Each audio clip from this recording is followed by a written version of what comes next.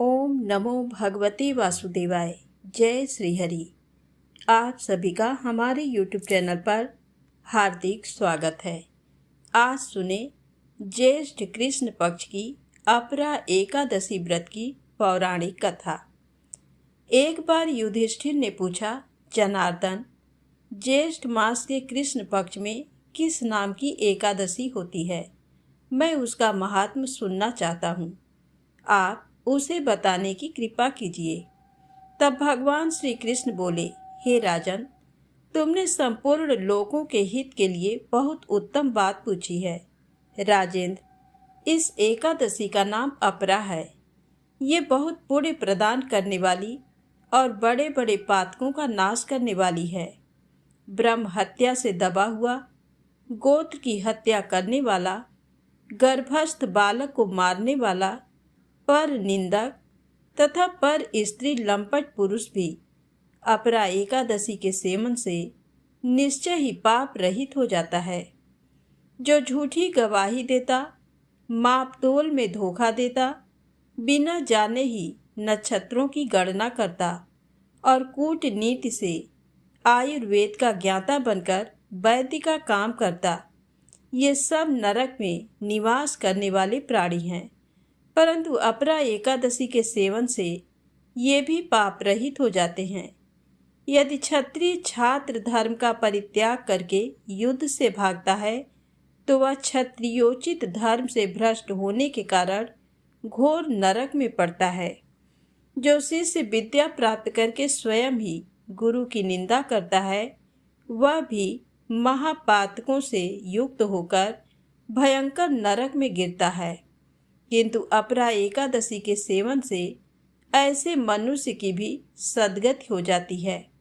माघ में जब सूर्य मकर राशि पर स्थित हों, उस समय प्रयाग में स्नान करने वाले मनुष्यों को जो पुण्य होता है, काशी में शिवरात्रि का व्रत करने से जो पुण्य प्राप्त होता है, गया में पिंडदान करके पितरों को तृप्ति प्रदान करने वाला पुरुष जिस पुण्य का भागी होता है, बृहस्पति सिंह राशि पर स्थित होने पर गोदावरी में स्नान करने वाला मानव जिस फल को प्राप्त करता है, बद्रिकाश्रम की यात्रा के समय भगवान केदार के दर्शन से तथा बद्री तीर्थ के सेवन से जो पुण्य फल उपलब्ध होता है, तथा सूर्य ग्रहण के समय कुरुक्षेत्र में दक्षिणा सहित यज्ञ करके हाथी, घोड़ा और सुवर्ण दान करने से जिस फल की प्राप्ति होती है, अपरा एकादशी के सेवन से भी मनुष्य वैसे ही फल प्राप्त करता है। अपरा को उपवास करके भगवान वामन की पूजा करने से मनुष्य सब पापों से मुक्त हो श्री विष्णु लोक में प्रतिष्ठित होता है। इसको पढ़ने और सुनने से सहस्र गोदान का फल मिलता है। अपरा एकादशी की प्रचलित कथा के अनुसार महीध्वज नामक एक धर्मात्मा राजा था। उसका छोटा भाई वज्रध्वज बड़ा ही क्रूर, अधर्मी तथा अन्यायी था। वह अपने बड़े भाई से द्वेष रखता था। उस पापी ने एक दिन रात्रि में अपने बड़े भाई की हत्या करके उसकी देह को एक जंगली पीपल के नीचे गाड़ दिया। इस अकाल मृत्यु से राजा प्रेतात्मा के रूप में उसी पीपल पर रहने लगा और अनेक उत्पात करने लगा। एक दिन अचानक धौम्य नामक ऋषि उधर से गुजरे। उन्होंने प्रेत को देखा और तपोबल से उसके अतीत को जान लिया। अपने तपोबल से प्रेत उत्पात का कारण समझा। ऋषि ने प्रसन्न होकर उस प्रेत को पीपल के पेड़ से नीचे उतारा तथा परलोक विद्या का उपदेश दिया। दयालु ऋषि ने राजा की प्रेत योनि से मुक्ति के लिए स्वयं ही अपरा एकादशी का व्रत किया और उसे अगत से छुड़ाने को उसका पुण्य प्रेत को अर्पित कर दिया। इस पुण्य के प्रभाव से राजा की प्रेत योनि से मुक्ति हो गई। वह ऋषि को धन्यवाद देता हुआ दिव्य देह धारण कर पुष्पक विमान में बैठकर स्वर्ग को चला गया। अतः अपरा एकादशी की कथा पढ़ने अथवा सुनने से मनुष्य सब पापों से छूट जाता है। अपरा एकादशी व्रत से मनुष्य को अपार खुशियों की प्राप्ति होती है तथा समस्त पापों से मुक्ति मिलती है तथा धन संपत्ति का आशीर्वाद प्राप्त होता है। प्रेम से बोलें श्री हरि विष्णु भगवान की जय हो। अब आइए सुने मनोकामना पूर्ण करने वाली बड़ी ही दुर्लभ कथा। इस कथा को श्रद्धा और भक्ति के साथ पूरा अवश्य सुने। एक गांव में एक जाट रहता था। उसकी शादी को कुछ समय ही हुआ था। वह अपनी पत्नी को लेने के लिए पहली बार अपने ससुराल जा रहा था। इसीलिए अच्छे से तैयार होकर नए वस्त्र पहनकर ससुराल जाने के लिए घर से रवाना हुआ। ज्येष्ठ का महीना था। रास्ते में उसने देखा कि एक गाय पानी पीने के लिए तालाब में जा रही है। वह गाय तालाब से पानी पीकर अपनी प्यास तो बुझा लेती है, परंतु उसके पैर दलदल में फंस जाते हैं। जाट को देखकर गाय कहती है, अरे मुसाफिर, मेरे पांव दलदल में धंस रहे हैं, मैं बाहर नहीं जा पा रही हूँ। कृपा करके मुझे बाहर निकलने में मेरी मदद करो। जाट कहता है, अरे गाय माता, मैं पहली बार ससुराल जा रहा हूँ, मेरे कपड़े गंदे हो जाएंगे। तब गाय माता बोली, अरे मूर्ख, आज निर्जला एकादशी है, मैं तुम्हें आशीष दूंगी जिससे तुम्हारी 7 पीढ़ियां तर जाएंगी। परंतु जाट नहीं माना। तब गाय माता जाट से बोली, तू मुझे नहीं निकाल रहा है तो मैं तुझे श्राप देती हूँ, तुम 8 प्रहर के बाद गधा बन जाओगे। ये सुनकर जाट डर गया और गाय माता से हाथ जोड़कर माफी मांगने लगा। परंतु तब तक गाय पूरी तरह से पानी में डूब गई थी। ये देख जाट उदास हो गया। उदास मन से वह ससुराल पहुंच गया। ससुराल में सभी जमाई को देखकर बहुत खुश हुए और उसका सत्कार किया। परंतु उसने तो जाते ही रट पकड़ ली, हमें तो अभी वापस जाना है, आप मेरी पत्नी को जल्दी से विदा कर दो, हमें देर हो रही है। सभी ने विनती की, जमाई जी, एक दिन तो रुक जाओ, परंतु वह नहीं माना। उसकी पत्नी बोली, यदि सब इतना कह रहे हैं तो रुक जाइए ना। पत्नी की बात सुनकर उसने अपनी पत्नी को श्राप वाली बात बता दी। ये सुनकर वह अपने पति के साथ अपने घर की ओर चल दी। 8 पहर पूरा होते ही वह जाट गधा बन गया। उसकी पत्नी अपने गधे बने पति को लेकर घर में ही रहती। कुछ दिनों के बाद घर में खाने को अनाज नहीं रहा। वह पति से बोली तो पति ने कहा, तुम मुझे लेकर मजदूरी पर चलो। वह पति को लेकर राजा के यहाँ काम मांगने गई। राजा जी के यहाँ कुआं खुदाई का काम चल रहा था। वह वहीं पर मजदूरी करने लग गई। अपने सिर पर मिट्टी रखकर वह मिट्टी दूर फेंकने जाती। एक मजदूर ये देखकर बोला, बहन, जब तुम्हारे पास गधा है तो तुम अपने सिर पर बोझ क्यों ढोती हो? वह कुछ नहीं बोली। तभी दूर खड़े राजा जी भी ये सब देख रहे थे। राजा जी ने उसे बुलाया और वही बात पूछी। वह राजा जी से बोली, मैं उन पर वजन कैसे रख सकती हूँ, वह मेरे पति हैं। राजा जी ने कहा, एक गधा तुम्हारा पति कैसे हो सकता है? तब उसने पति को मिले श्राप की सारी बात राजा जी को बता दी। राजा ने पंडित को बुलवाकर उस श्राप का हल पूछा। तब पंडित जी बोले, महाराज, इसका तो एक ही हल है। जिस मनुष्य ने अपने जीवन काल में 111 की हो, वह मनुष्य अपने सभी 11 का फल इस गधे को दे दे तो ये फिर से मानव बन सकता है। राजा ने पूरी नगरी में ये ऐलान करवा दिया कि जिस किसी ने भी 111 की है, यदि वह अपनी 11 का फल इस गधे को दे देता है तो राजा उसे बहुत बड़ा इनाम देगा।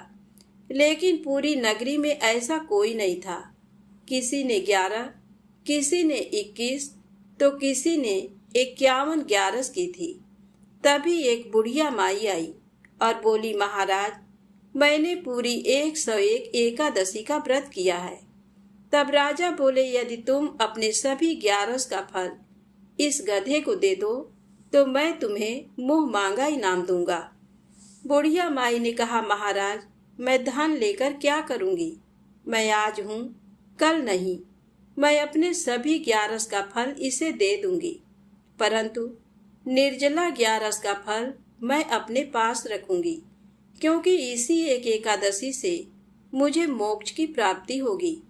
ऐसा कहकर उस बुढ़िया माई ने अपने सभी 11 का फल उस गधे को दे दिया, जिससे वह फिर से मानव बन गया। परंतु एक 11 के फल की कमी से उसका पूरा शरीर तो मानव का हो गया, पर गधे की पूंछ उसके शरीर से नहीं हटी।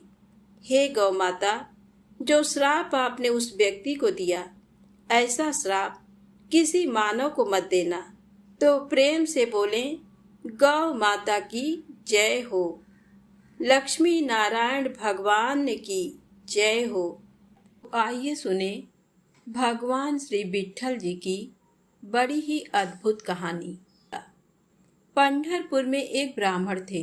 उनका नाम भक्त पुंडरीक था। वे शास्त्रों के मर्मज्ञ विद्वान थे। वे अपने वृद्ध माता पिता की अकेली संतान थे। पुंडरीक जी अपनी पत्नी से बहुत प्रेम किया करते थे और पत्नी जैसा कहती थी वैसा ही किया करते थे। उनकी पत्नी एक स्वार्थी स्वभाव की महिला थी। वह अपने सास ससुर के साथ ना तो उचित व्यवहार करती और ना ही उनकी उचित देखभाल किया करती थी। पुंडरीक जी ये सब जानते थे, परंतु वे अपनी पत्नी को नाराज नहीं करना चाहते थे, इसलिए उससे कुछ नहीं कहते थे। एक बार पुंडरीक जी के माता पिता ने गंगा स्नान की इच्छा व्यक्त की। वे बोले, बेटा, हम वृद्ध हो गए हैं, परंतु हमने अभी तक गंगा जी का दर्शन नहीं किया, इसलिए हमें जीवन में एक बार तो गंगा स्नान कराने ले चलो। तब पुंडरीक जी ने पूछा, गंगा स्नान के लिए कहाँ जाना चाहते हैं? माता पिता बोले, हमें काशी ले चलो। काशी में गंगा स्नान भी हो जाएगा और भगवान विश्वनाथ के दर्शन भी हो जाएंगे। वापसी में काशी से प्रयागराज आ जाएंगे। वहां पर त्रिवेणी संगम में स्नान करके अपने घर लौट आएंगे। पुंडरीक जी ने सोचा, माता पिता वृद्ध हैं, अब ये कह रहे हैं तो इनकी बात मान लेते हैं। पुंडरीक जी ने हामी भर दी। जब पुंडरीक जी की पत्नी को पता चला कि वे माता पिता के साथ गंगा स्नान के लिए जा रहे हैं, तो वह बहुत नाराज हो गई। वह पुंडरीक जी से बोली, अपने माता पिता को गंगा स्नान के लिए ले जाने से पहले मुझसे क्यों नहीं पूछा? मैं भी आपके साथ चलूंगी। तब पुंडरीक जी बोले, चलो, ये तो बहुत अच्छी बात है। हमें भी तुम्हारा वियोग नहीं सताएगा और मार्ग में बड़े आनंद से चलेंगे। पत्नी बोली, मैं बहुत सुकुमारी हूँ, इतनी लंबी यात्रा कैसे करूंगी? मेरे पैरों में तो छाले पड़ जाएंगे। तब पुंडरीक जी बोले, फिर तुम कैसे चलोगी? पत्नी बोली, मैं तो आपके कंधे पर चढ़कर चलूंगी। पुंडरीक जी बोले, कोई बात नहीं, मार्ग में थोड़ा सा चल लेना, जब थक जाओ तो हम तुम्हें अपने कंधे पर बिठा लेंगे। अब उन सभी ने मिलकर यात्रा शुरू की। पुंडरीक जी के बूढ़े माता पिता पैदल चले थे और उनकी युवा पत्नी उनके कंधे पर बैठकर जा रही थी। पुंडरीक जी ने अपनी पीठ पर सामान भी लाद रखा था। मार्ग में कुछ दूर चलने पर पुंडरीक जी के माता पिता बोले, बेटा, हमें भी सहारा देकर चलो, नहीं तो हम गिर जाएंगे। पुंडरीक जी बोले कि अब इतना तो संभव नहीं कि हम आप सभी को कंधे पर बिठा लें। इसीलिए पुंडरीक जी ने अपने माता और पिता दोनों को एक कपड़े से बांधकर उस कपड़े को अपने कंधों के बीच में टिकाकर दोनों हाथों से उस कपड़े को पकड़ लिया और पूरे मार्ग में माता पिता को सहारा देते हुए चले। भक्त पुंडरीक जी की ऐसी छवि आज भी पंढरपुर के मंदिर में लगी हुई है, जिसमें उनके कंधे पर उनकी पत्नी बैठी हुई हैं, उनकी पीठ पर सामान लदा है और वे दोनों हाथों से अपने माता पिता को कपड़े से बांधकर सहारा देते हुए चले जा रहे हैं। इस प्रकार कठिनाइयों से यात्रा करते हुए पुंडरीक जी अपने माता पिता और पत्नी को लेकर काशी पहुंचे। काशी पहुंचकर सभी ने गंगा स्नान किया और काशी विश्वनाथ जी के दर्शन किए। संध्या के समय पुंडरीक जी और उनका परिवार एक विद्वान ब्राह्मण के घर में रुके। सभी लोग थके हुए थे। उन सभी को शीघ्र ही नींद आ गई। आधी रात के बाद पुंडरीक जी की नींद खुली और उन्होंने देखा कि कुछ दिव्य पुरुष और कुछ दिव्य देवियां विद्वान ब्राह्मण के घर में सेवा कर रहे थे। कोई झाड़ू लगा रहा था, कोई पानी भर रहे थे। सभी छोटा मोटा कुछ काम कर रहे थे। पुंडरीक जी उनमें से एक दिव्य पुरुष के पास गए। वे देखने में एक बहुत ही तेजस्वी राजा के समान दिखाई दे रहे थे। पुंडरीक जी ने उन्हें नमस्कार किया और उनसे पूछा, श्रीमान, आपका परिचय क्या है? आपके जैसा दिव्य पुरुष मैंने पहले कभी नहीं देखा। तब वे दिव्य पुरुष बोले, पंडित जी, मैं तीर्थराज प्रयाग हूँ। ये सुनकर पुंडरीक जी चौंक गए। उन्होंने पूछा, और आपके साथ ये अन्य पुरुष और देवियां कौन हैं? तब वे दिव्य पुरुष बोले, ये सभी अलग अलग तीर्थ हैं और ये देवियां गंगा, यमुना, नर्मदा, सरस्वती, कावेरी आदि पवित्र नदियां हैं। पुंडरीक जी ने पूछा, आप सभी देवी देवतागण इन ब्राह्मण के घर में सेवा क्यों कर रहे हैं? तब तीर्थराज प्रयाग ने बताया, ये जो विद्वान ब्राह्मण है, ये अपने माता पिता की भागवत भाव से सेवा करते हैं। ये अपने माता पिता को साक्षात श्री लक्ष्मी नारायण का स्वरूप मानते हैं और उसी भाव से उनकी सेवा करते हैं। इसलिए इनकी इस सेवा का पुण्य प्रताप इतना है कि इनके घर में थोड़ी सी सेवा करके हमारे पाप भी नष्ट हो जाते हैं। इसलिए हम यहाँ पर सेवा करके निष्पाप होने आते हैं। सभी लोग निष्पाप होने के लिए हम तीर्थों और नदियों में स्नान करने आते हैं और अपने पाप हमारे पास छोड़ जाते हैं। इसलिए उन पापों से मुक्त होने के लिए हम इन ब्राह्मण देवता के घर में सेवा करने आते हैं। तीर्थराज प्रयाग की बात सुनकर पुंडरीक जी को सीख मिल गई और उन्होंने भी अपने माता पिता की इसी प्रकार सेवा करने का प्रण किया। सवेरे जब सभी लोग उठ गए, पुंडरीक जी ने अपने माता पिता के चरण स्पर्श करके उन्हें प्रणाम किया और उनसे कहा, माता जी, पिताजी, मुझे क्षमा कर दीजिए। एक पुत्र का धर्म होता है कि अपने माता पिता की सेवा करे और उन्हें सुखपूर्वक तीर्थ यात्रा कराए, लेकिन मैं आपको पूरे रास्ते कपड़े से बांधकर घसीट कर लेकर आया। मुझे क्षमा कर दीजिए। अब मैं आपको बिल्कुल भी कष्ट नहीं होने दूंगा। अब वापसी की यात्रा की जानी थी। उनकी पत्नी पुंडरीक जी के कंधे पर बैठकर चलने के लिए तैयार थी।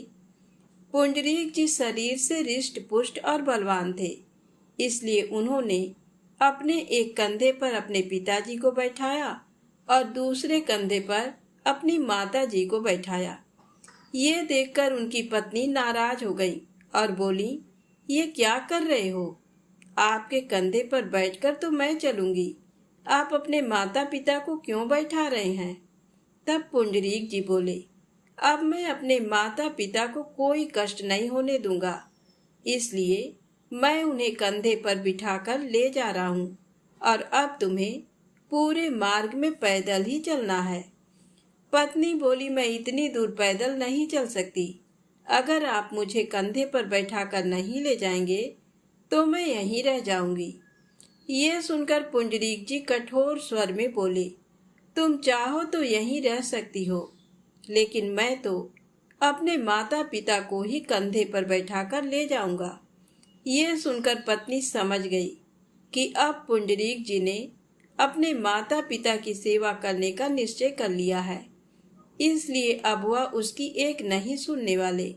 इसलिए पत्नी उनके साथ पैदल चलने को तैयार हो गई।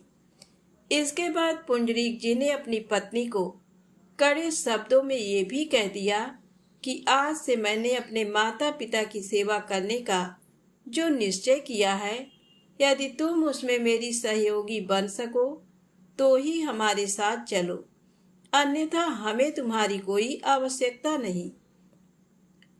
तुम यहीं रह सकती हो और हम अकेले ही हमारे माता पिता की सेवा कर लेंगे, क्योंकि आज से हमने अपना बचा हुआ जीवन अपने माता पिता की सेवा में समर्पित करने का निश्चय कर लिया है।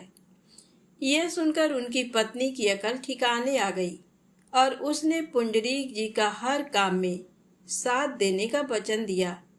इस प्रकार वे सभी लोग पंढरपुर वापस आ गए। घर आकर पुंडरीक जी परम प्रेम से अपने माता पिता को श्री लक्ष्मी नारायण का साक्षात स्वरूप मानकर उनकी सेवा करने लगे। उनकी पत्नी भी इस काम में उनका साथ देने लगी।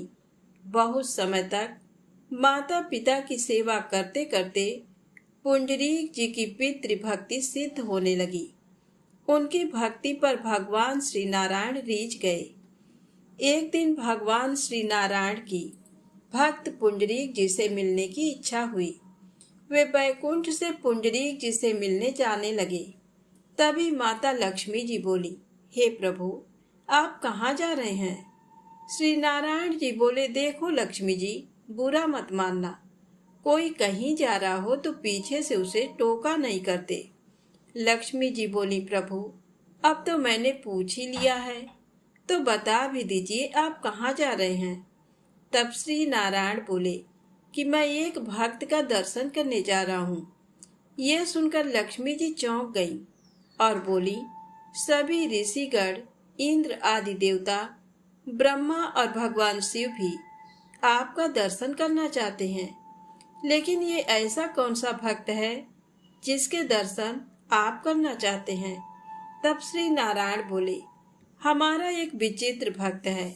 वह अपने माता पिता को हमारा ही स्वरूप मानकर बड़े भाव से उनकी सेवा करता है, इसलिए हमारी आंखें उसके दर्शन के लिए तरस रही हैं। लक्ष्मी जी बोली, अगर ऐसी बात है तो मैं भी आपके उस भक्त का दर्शन करने आपके साथ चलूंगी। श्री नारायण बोले, देवी, हमारे भक्त बहुत विचित्र होते हैं, उनको पहचानना आसान काम नहीं, उनका व्यवहार भी बहुत विचित्र होता है। अगर आपको वहाँ उचित सम्मान नहीं मिला तो आप नाराज हो जाएंगी। लक्ष्मी जी बोली, प्रभु, आप भी कैसी बात करते हैं? जिनका दर्शन करने आप जा रहे हैं उनसे मैं सम्मान लेने जाऊंगी? मैं तो उनका दर्शन करने चल रही हूँ। श्री लक्ष्मी जी और श्री नारायण दोनों पंढरपुर में पुंडरीक जी के घर पधारे। उस समय पुंडरीक जी अपने माता पिता को भोजन कराकर शयन करवा चुके थे और उन दोनों के प्रेम से पैर दबा रहे थे। पुंडरीक जी ने श्री लक्ष्मी नारायण जी के साक्षात दर्शन प्राप्त किए, परंतु वे उनका स्वागत करने के लिए नहीं उठे। वे अपने स्थान पर बैठे बैठे ही अपने माता पिता के चरण दबाते रहे। ये देखकर लक्ष्मी जी थोड़ी नाराज हो गई। उन्होंने सोचा, ये कैसा भक्त है, साक्षात भगवान श्री नारायण इसे दर्शन देने आए हैं, लेकिन ये अपने स्थान से उठा भी नहीं। इसने स्वागत तो छोड़िए, नमस्कार भी नहीं किया। अपने घर आए साधारण अतिथि को भी लोग बड़े सम्मान से बिठाते हैं, परंतु इसके यहाँ स्वयं श्री नारायण पधारे हैं और इसने प्रभु को आसन तक नहीं दिया। श्री नारायण लक्ष्मी जी को देख रहे थे कि उन्हें क्रोध आ रहा है। उन्होंने आंखों के इशारे से पुंडरीक जी से बात की और उन्हें समझाया कि लक्ष्मी जी को गुस्सा आ रहा है क्योंकि वह हमारा सम्मान चाहती हैं। पुंडरीक जी समझ गए और उन्होंने अपने पास पड़ी एक ईंट श्री नारायण की ओर फेंक दी और कहा, आप इस आसन के ऊपर खड़े हो जाइए। श्री नारायण उस ईंट पर खड़े हो गए। कुछ देर बाद जब पुंडरीक जी के माता पिता को नींद आ गई तब वे उठे और उन्होंने भगवान श्री लक्ष्मी नारायण को साष्टांग प्रणाम किया। तब भगवान बोले, भक्त जी, हमारा उचित सम्मान न होने के कारण देवी लक्ष्मी आपसे कुछ नाराज हैं। इनके मन में कुछ दुविधा है, इसलिए आप इनकी शंका का निवारण कीजिए कि आपने हमारा सम्मान क्यों नहीं किया। तब भगवान बोले, भक्त जी, हमारा उचित सम्मान न होने के कारण देवी लक्ष्मी आपसे कुछ नाराज हैं। इनके मन में कुछ दुविधा है, इसलिए आप इनकी शंका का निवारण कीजिए कि आपने हमारा सम्मान क्यों नहीं किया। तब पुंडरीक जी बोले, प्रभु, आप बुरा ना मानिएगा, हमने तो आपको बुलाया नहीं, तो आप ये बताइए कि आप यहाँ पर क्यों आए हैं। तब भगवान श्री नारायण बोले, तुम्हारी जो अपने माता पिता के प्रति भक्ति है, उस भक्ति से रीझकर हम तुम्हारे पास आए हैं। तब पुंडरीक जी ने हाथ जोड़कर कहा, प्रभु, जिन माता पिता की सेवा के फलस्वरूप आप श्री लक्ष्मी नारायण स्वयं चलकर मेरे घर पधारे हैं, यदि मैं उन माता पिता की सेवा छोड़कर आपका सम्मान करने आता तो आप उसी समय अंतर ध्यान हो जाते। ये सुनकर देवी लक्ष्मी और भगवान श्री नारायण दोनों मुस्कुरा दिए और बोले, भक्तराज, हम तुम्हारी भक्ति से बहुत प्रसन्न हैं, इसलिए हमसे कुछ वर मांग लो। तब पुंडरीक जी बोले, आप माता पिता की सेवा करने वालों पर कितने प्रसन्न रहते हैं, ये बताने के लिए जिस प्रकार आपने मुझे दर्शन दिए हैं, उसी प्रकार इसी स्वरूप में आप सभी प्राणियों को दर्शन दीजिए, और जब मेरे माता पिता सोकर जग जाएं, तो उन्हें भी आप अपने इस मंगलमय स्वरूप का दर्शन देने की कृपा करें। श्री नारायण बोले, तथास्तु। ऐसा कहकर भगवान श्री नारायण उसी समय मूर्ति रूप में बदल गए, जिसमें भगवान उसी ईंट पर खड़े हुए हैं और अपने दोनों हाथों को कमर पर टिकाए अपने भक्त की प्रतीक्षा कर रहे हैं। आज भगवान श्री नारायण के उस स्वरूप को भगवान विट्ठल या पंढरीनाथ के रूप में पूजा जाता है और उसी स्वरूप में भगवान श्री नारायण सभी को दर्शन देते हैं। तो प्रेम से बोले, श्री विट्ठल जी महाराज की जय हो। अब आइए सुने श्री राधा रानी की बड़ी ही पावन कथा। ये कहानी है बरसाना की, जहाँ राज राजेश्वरी श्री राधा रानी जी का जन्म हुआ था। बरसाना में श्री राधा जी का एक मंदिर है, जिसके पास एक सेठ जी रहा करते थे। सेठ जी बहुत ही संपन्न थे। उनके पास सब कुछ था, आलीशान दुकान, भव्य भवन, 3 बेटे और 3 बहुएं। सेठ जी वैसे तो हर तरीके से साधन संपन्न थे, लेकिन फिर भी उनके मन में बड़ा दुख था। उन्हें हमेशा लगता था कि काश उनकी एक पुत्री भी होती। उन्हें लगता था अगर उनकी एक पुत्री होती तो वे अपने मन की सारी बात अपनी पुत्री को बताते और पुत्री को बहुत दुलार करते। कुछ समय पहले सेठ जी की पत्नी का देहांत हो गया था, इसलिए सेठ जी बहुत अकेलापन महसूस करते थे। सेठ जी हमेशा अपने घर के पास स्थित मंदिर में श्री राधा जी के दर्शन करने जाया करते थे। एक दिन जब सेठ जी मंदिर में श्री राधा जी के दर्शन करने गए, उस दिन मंदिर में एक संत जी पधारे। सेठ जी को कुछ उदास देख संत ने सेठ जी से पूछा, बेटा उदास क्यों हो? सेठ जी बोले, महाराज मेरे कोई बेटी नहीं है, इसलिए मैं उदास हूँ। संत जी मुस्कुराए और बोले, यदि जीवन में किसी का अभाव है तो उसकी जगह भगवान को बिठा लेना चाहिए। सेठ जी बोले, महाराज, मेरे तो कोई बेटी नहीं है, तो मुझे क्या करना चाहिए? संत बोले, अरे सेठ, जब तुम्हें बरसाने का वास मिला है तो तुम बरसाने की बेटी श्री राधा जी को ही अपनी बेटी क्यों नहीं मान लेते? संत की ये बात सेठ जी को बहुत पसंद आई। उसी दिन सेठ जी ने श्री राधा जी का एक बड़ा चित्र मंगवाया और उसे अपने कमरे में लगा लिया। अब तो सेठ जी का जीवन ही बदल गया। वे उठते बैठते सोते जागते श्री राधा जी को अपनी बेटी मानकर उनसे बातें करने लगे। उन्हें अपनी पुत्री को हर बात बताने में बहुत आनंद आता था। सेठ जी की राधा जी में ऐसी लगन लगी कि जब भी वे दुकान जाते तो श्री राधा रानी को भोग लगाकर प्रसाद पाकर ही जाते थे।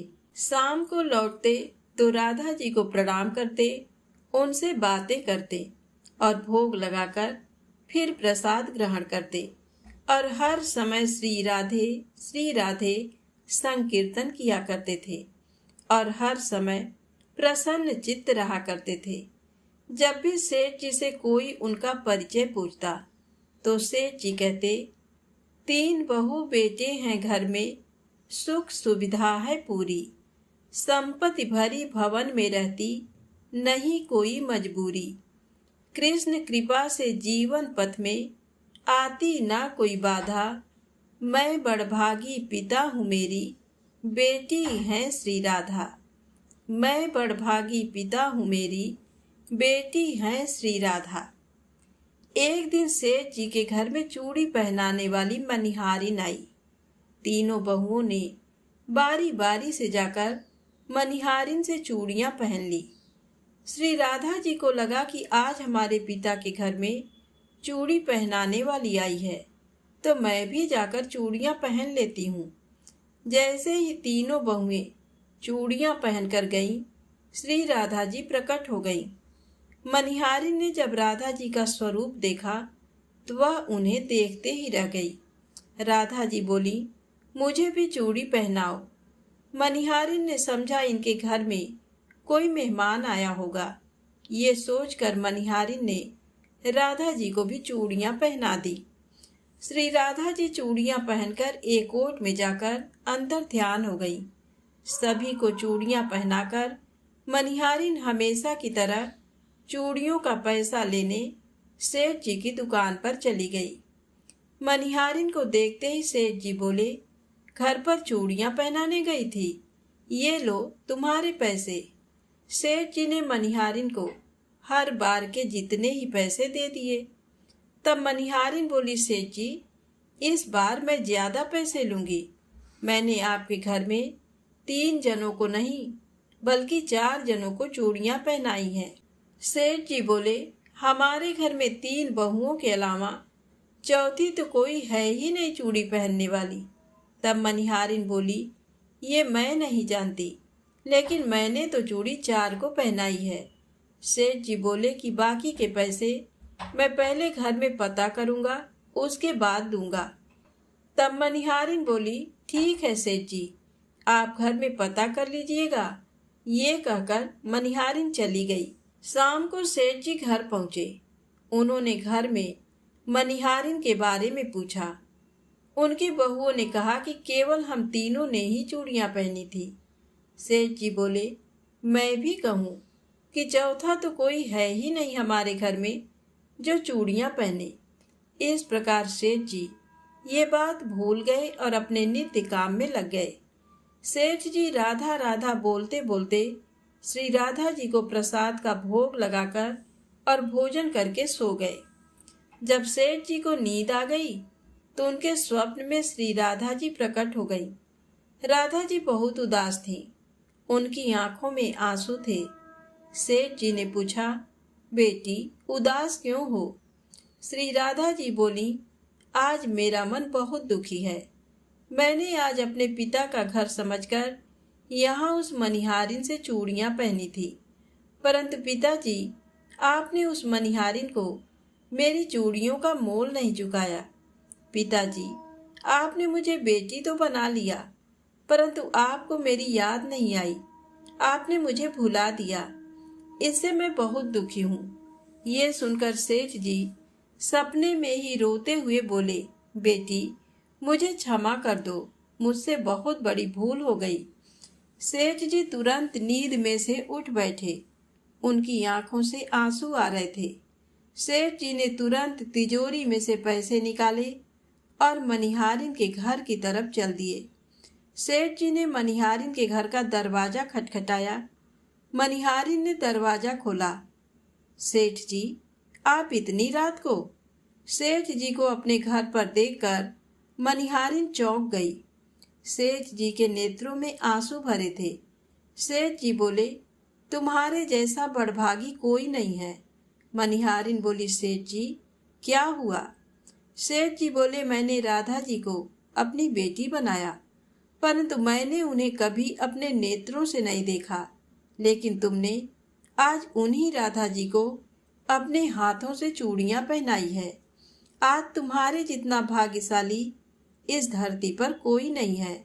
मैं तुम्हें अपनी पुत्री की पहनी हुई चूड़ियों का मूल्य चुकाने आया हूँ। ये कहकर सेठ जी ने रुपयों से भरी हुई थैली मनिहारिन के सामने रख दी और कहा, इसमें से जो भी लेना हो वो ले लो। जब मनिहारिन ने सुना कि स्वयं राधा जी उसे चूड़ियां पहनने आई थी, तो उसकी आंखों से भी आंसुओं की धारा बह निकली। मनिहारिन बोली, सेठ जी, मैं राधा रानी की चूड़ियों के पैसे आपसे कैसे ले सकती हूँ? राधा रानी तो इस बरसाने की बिटिया हैं और मैं बिटिया की चूड़ी के पैसे आपसे नहीं लूंगी। परंतु सेठ जी नहीं माने। सेठ जी ने रुपयों से भरी हुई थैली मनिहारिन के घर पर रखी और वहां से सीधे श्री राधा जी के मंदिर चले गए। उस दिन के बाद सेठ जी ने सब कुछ छोड़कर संन्यास ले लिया और अपना शेष जीवन राधा जी के मंदिर में राधा जी की भक्ति करते करते बिता दिया। तो प्रेम से बोले, श्री राधे सरकार की जय हो। लक्ष्मी नारायण भगवान की जय हो। आइए अब मनोकामनाएं पूर्ण करने वाली एकादशी माता की कथा को सुनते हैं। एक बूढ़ी माँ ने एक बार एकादशी का व्रत रखा। बड़े ही भाव भक्ति से पूजा अर्चना की। उन्हें वृद्धावस्था में क्या बाधा थी? वे तो अपने पुत्र पौत्रों की सुख सुविधा के लिए व्रत रखने लगी। वे दिन भर तो जरा कठोर मन करके अपनी प्यास को रोके रहीं। दिन में पूजा पाठ किया, कथा सुनी और पंडित जी को मिट्टी के पात्र में भरकर पानी और ऋतु फलदान में दिए। दोना भर भर के बूरा शक्कर वितरण किया। उन्हें गर्मी के कारण बहुत बेचैनी हो रही थी। इस कारण से बड़ी देर तक पानी में पड़ी रहीं और पानी के कुल्ला करती रहीं, मुंह धोती रहीं। तब कहीं थोड़ा बहुत धैर्य बंध पाया। धूप तो तेज पड़ ही रही थी, इस कारण बार बार मुंह सूख रहा था। बूढ़ी माँ बहुत बेचैन हो रही थी। एक तो बुढ़ापा और दूसरा ये भयंकर गर्मी। वृद्धावस्था की स्थिति तो कुछ दूसरी ही प्रकार की होती है। जैसे तैसे रो धो के दिन कट पाया। अब पहाड़ सी रात सामने थी। उसका कटना बड़ा ही कठिन दिखाई दे रहा था। खटिया पर पड़े शांति नहीं मिल रही थी। वे बार बार करवट बदल रही थी। अनेक बार वे बाहर जाती और भीतर आती। उन्हें घर के अंदर शांति नहीं थी। वे पड़ी पड़ी एकादशी माता का स्मरण करती रहीं। वे कहती रहीं कि हे माता जी, आप मेरी लाज रखिएगा। आप ही मुझे शक्ति दे दीजिएगा, जिससे मैं भली भांति आपका व्रत कर सकूं और ये पहाड़ सी रात शांतिपूर्वक व्यतीत हो सके। प्यास के कारण बूढ़ी माँ की बेचैनी तो बढ़ ही रही थी। उन्होंने धैर्य रखने का बहुत प्रयास किया, किंतु सहनशीलता की सीमा टूट गई और वे घबराकर एकदम चिल्ला पड़ी। बोली कि बचाओ बचाओ।